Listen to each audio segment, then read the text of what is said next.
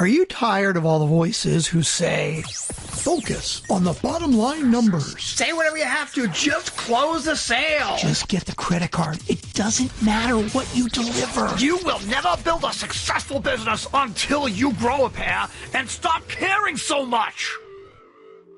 Here, we respectfully disagree. We give you permission to embrace who you are, how much you care, and encourage you to design a business that works for you and your clients.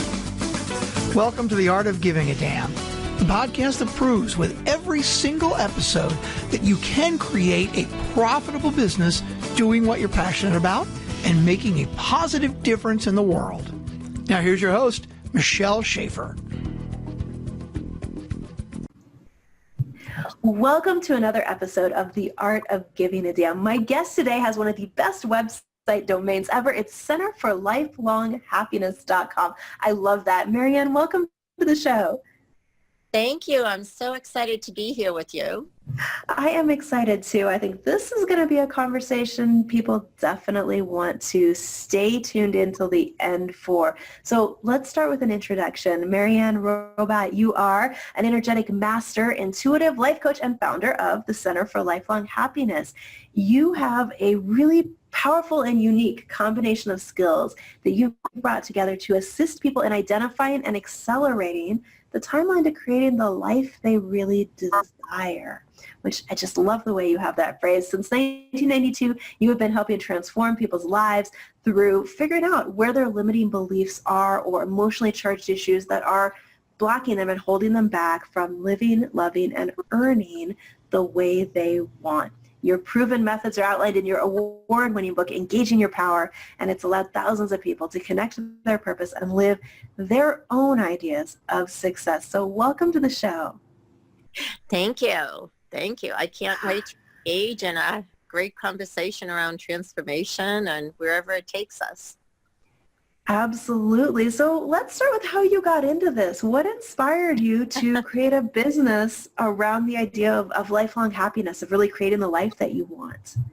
Well, I was doing coaching work in the late 80s, early 90s. And then along with that, I started doing healing work. And my healing work just started to happen spontaneous, let's just say. I didn't really know what energy healing was, but I would just start to sort of receive these messages to do different things with people. And when I followed the messages I was getting, which were intuitive messages coming from my spirit guides, what I realized was that the healing that I did or that coaching I did brought the individual to such a different place, like way more powerful, way more impactful. Gotcha. And as I began to grow my own business, I noticed, because I came out of the corporate world, I would either have people come for straight coaching or people that were open to the coaching and the healing. And after a few years, what I noticed was that the people that did coaching and healing exponentially made huge movement than the people that were just coming from the straight coaching. So I really made a concerted effort to begin to do more and more of the energy healing work, because I felt like that was where it gave people more liberation and freedom in their life. Yeah. You know, that's such an interesting thing, because so many times we think success and creating that life we want is just about having the right strategy to follow and the right tactics and the right steps. And yet, even when we have that, because with the internet, you can find any strategy or tactic you want, but being able to actually implement it and get it to work for you is a whole different piece. That so much is to do with mindset and with things that people don't realize are going on kind of under the surface when it comes to what's holding them back. So I can see why you would make that progression of, oh, this thing here is really making a difference with people's success. Right. Well, we could coach, right? We can coach and coach and give strategies and give ways of being, but then they come back and they can't implement. Right. And the lack of implementation comes from they have some subconscious beliefs that are in their way. They have energy tied to it, or they've had experiences or traumas that led them to not believe yourselves or believe in your capabilities. And so if you can clean that up and release that energy and then align them to their highest possibility. So this is the work that I've been doing the last couple years because I focused a lot in my early career as an energy healer on releasing a lot of these energies of patterns of beliefs. But what I've noticed the last couple of years is that if we can change the frequency of the person, their energetics, and align them to their biggest possibilities, then movement and change happens even that much faster. Okay, that's interesting. So you mentioned the like negative energy that sometimes we get stuck in or the negative patterns that are holding us back. For somebody who's listening and thinking, yes, something's in my way, but I don't know what it is. I know I have the action steps, but either they're procrastinating, they're not actually getting them done, whatever it is that's going on, they know there's something more to it. Where do you start to figure out like what the heck is going on with me energetically, spiritually, what's holding me back? Walk us through where you start with that process. I start on two levels. I start on the physical level, so I'll ask them their story. But on the spiritual level, I'll connect in with their soul and ask their soul, what are you here for? Like, why are you having this lifetime? What is your biggest contribution that you want to? And then I'll use my intuition to see where that gap is. So what the soul's potential is, what the person's potential is, and then usually what you find is the gap of what's keeping them stuck or keeping them from that. Okay. What are some things that might be that gap? Most of the time, it's based on early childhood experience. Okay. Because by the time we're 7, we have 90% of our neural pathways already engaged. And our neural pathways are aligned to our belief systems. And if we've had some experiences that told us we're not worthy or good enough, or we can't, or we've lost our voice in our younger selves experience, then you might want to go out and really do an amazing job or be an influencer or create some business that helps others. But you have these underlying patterns running through you that say just the opposite, or the energy is just the opposite of what you desire. Now you can will your way through, which is what straight coaching is, right? Right. It's just hustle, push through, just get it done, which doesn't work for everybody. When you're working from that place, it's absolutely exhausting because you're overcoming belief systems that are ingrained in you. And so a lot of people end up burning out, or they get stuck, or they just can't make movement.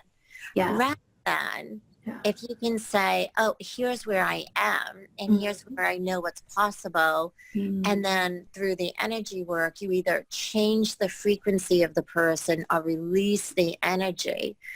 And what frequency is every one of us vibrates at a different level of energetic frequency. What we want to do is change the frequency to the vibration of what you're trying to create in the world. Okay. So I'll give you an example. If you want to create this big business that might impact a lot of people, but you have a frequency of a victim or playing it small, no matter how much you want to create that business, your frequency of energy isn't allowing you to play that business. So what I would do is clear out that frequency and align you to a bigger or higher or brighter frequency where you can amplify your work out in the world. That is such an interesting thing, because I think you're right. When people try to just power their way through some of that, it's exhausting for one thing, but eventually it collapses. And that's not usually pretty. Right, exactly. Yeah. Exactly. And it's hard enough to do the work that we're meant to do in the world than to, we're sort of swimming upstream, or we're swimming, fighting against ourselves. Right. And so the best thing to do is begin to identify and release what's keeping you blocked, and then begin to release the energy and create a new mindset around it. Yeah. It's really such an overlooked piece for most people in business. They're so focused on the strategic and tactical side of things. They're just not looking at what are those things that are getting in their way on an energetic or spiritual level. So, what made you decide to put this out there and guide people through the process? I understand, like, using it in coaching makes total sense, that transition. What I guess a better question maybe is, what's the response been? Because I know a lot of times people tend to be skeptical about something like this. So how do you have that conversation with somebody and say, hey, if what you're doing isn't working, maybe be open-minded and let's look at this. So here's the really cool thing is most of my work for the first 16 years of my business was referral. People would just refer other people, and not because they were out there being evangelists for me. It was because the people in their lives were noticing that their lives were changing so much, and how is it happening? So I would have people that would walk in and say, hey, I know so-and-so, and I want what they're having. Like, I want whatever that is, I need that thing. Exactly. Okay. And a lot of times they didn't even know what was involved. And a lot of times, quite frankly, when I first started doing the work, I didn't know because I followed my intuition so much. So, but here's the cool thing is, like, they had the proof. They saw their friends or their family members shifting so dramatically and having a happier life and more impact, that's what they were after. So that was how it was for the first 16 years. I never even marketed or had to do anything because my practice was so full. And then about 4 or 5 years ago, I had a mission to really impact over 1 million people, and I realized I can't do this one-on-one or in small groups. I have to do it by training other healers or other people to be able to do this kind of healing work, whether you're in business or you're out. The other thing is, because I came from a business background, I have a grounding to me and a sense of understanding business that people can relate to. Like, the number one thing I hear most business execs saying to me is, oh my God, you're so grounded. Oh, you understand my world. So we can that makes a huge difference. It does, because if you're trying to do energy healing work and you're all airy-fairy and the person across from you isn't relating to you, they're not going to trust you enough to be able to make an impact. Yeah, that is such a great point, because that really does come into play, especially when you're doing anything that's energetic or spiritual. The person you're working with has to be able to trust you and know that you get where they're at and understand what's going on. Absolutely. Yeah. I love that mission, impacting 1 million people with this. That's fantastic. Yeah. Now, that mission was fed to me by my guides a couple of years ago, and it really sort of changed up how I did business. And so this is the cool thing is, when you are working within energy, things can change quickly for you. It doesn't have to be this long, drawn out, arduous thing.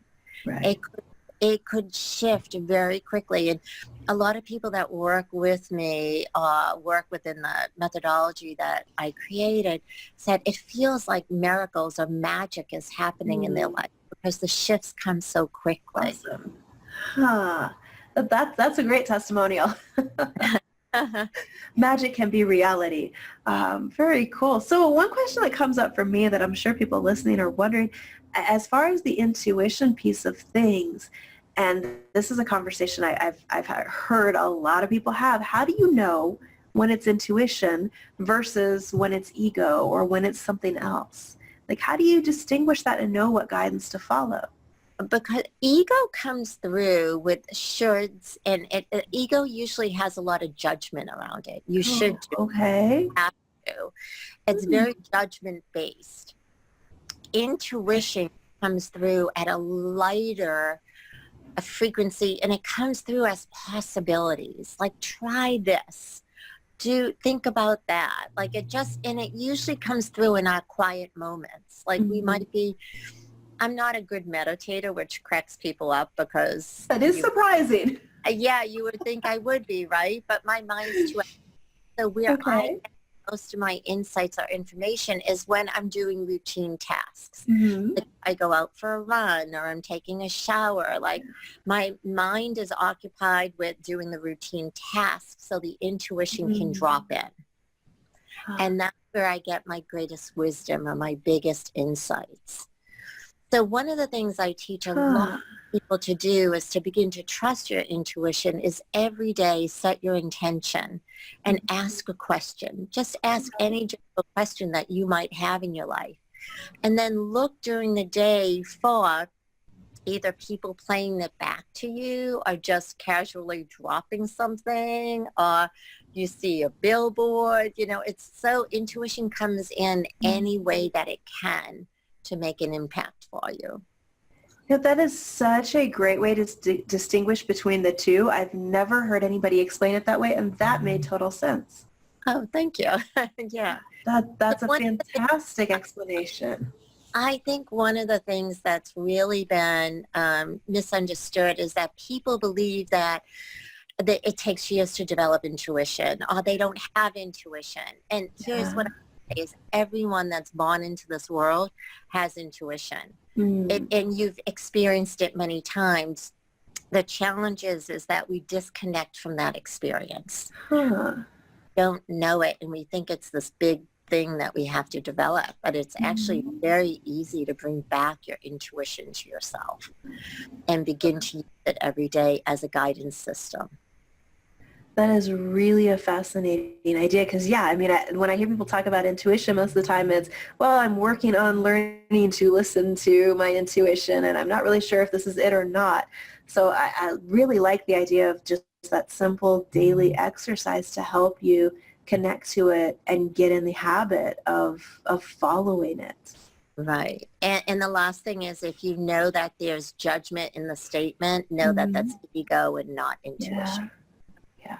That's such a simple way to distinguish between the two, but yeah, I've never heard anybody describe it that way. That's great. Very interesting. All right. Well, let's talk about the Heal Your Energy, Heal Your Life, the 4 steps. I know that's something that for those of you listening, we'll put a link near this video or audio wherever you're at that you can get a copy of this ebook from Marianne, Heal Your Energy, Heal Your Life, 4 powerful steps to release pain, confusion, and blocked energy. Tell me a little bit about that. So probably, I don't even know how long ago now, I was noticing that in order for people to have real success and real in their life, 3 things needed to happen. One is they had to look at their belief system. The second is they had to understand what those beliefs, like what energy it was holding in their system. Like energy of creation could have been blocked because there was a belief that says you can't have that. Okay. And in order to manifest. So is that you have to clear out the energy and create a new belief to be able to.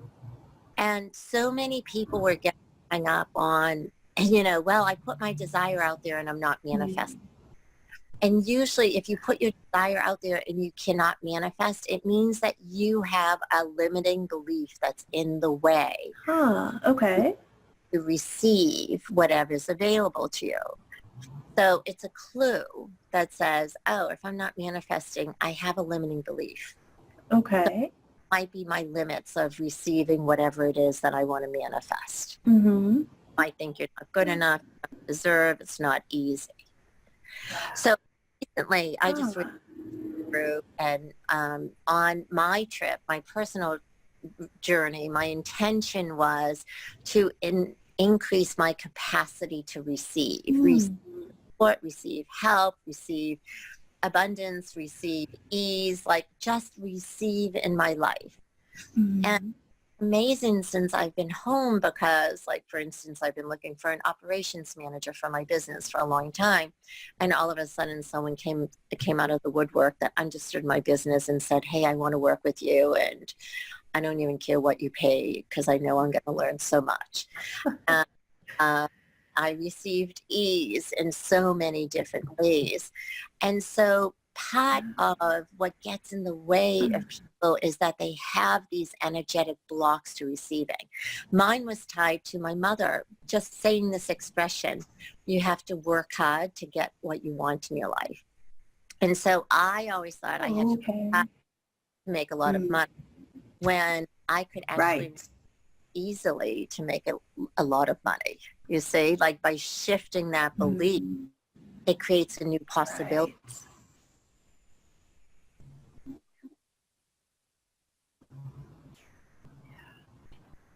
Yeah. You know, that's something that I think especially struggle with, not being open to receive or to ask for help, or a lot of those things, just because of like the story you shared, the things that we heard in childhood, that our culture or society has raised us. We have these limiting beliefs, and so many times they're at a subconscious level where we don't even realize that's what it is that's going through our heads and holding us back. Right.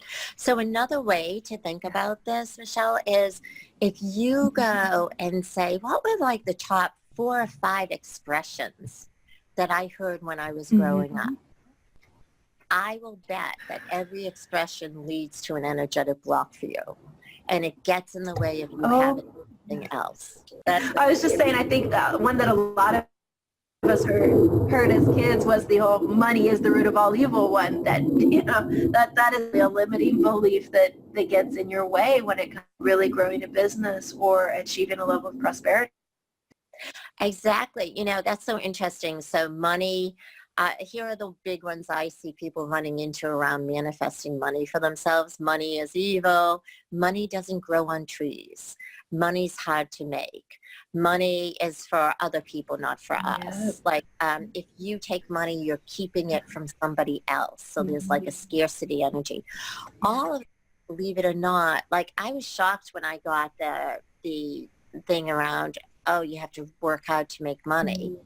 And it came as a very painful lesson. Like when I was in business, I was in a startup company that made a lot of money on stock, but I couldn't never sell my stock because it wasn't attached to my working really hard. Like I could get my bonuses because I felt like I deserved it. The stock they gave me when I joined the company. Yeah. So I sell, and then I lost millions of dollars because I would never sell, right? So it was a lesson for me to learn, but it was actually a great lesson because it gave me the opportunity to come across that, like, oh my God, right, you have to work hard to make money. That was the statement in the house. So then it allowed me to change everything. Like, oh, I can work easy and make a lot of money. Have a lot of money still comes in. Do you see? I love that example. Yeah. Yeah, I think that's a shift that for so many people, you know, you have to be aware that you need to make it. And then once you're aware of it, you can actually do it. But you've got to dive into that piece of things and go, okay, this is where I say I want to be. This is where I'm at. I'm not here. There's something, there's something keeping me from it. There's something in the way of from where I am to where, and usually, so you get the belief and then you say, okay, now I need to feel where is the constraint in my body, because that's where the energy. Oh, wow. Okay. Our beliefs, the energy is stuck either in your heart chakra, your power center chakra, or your safety chakra. Okay.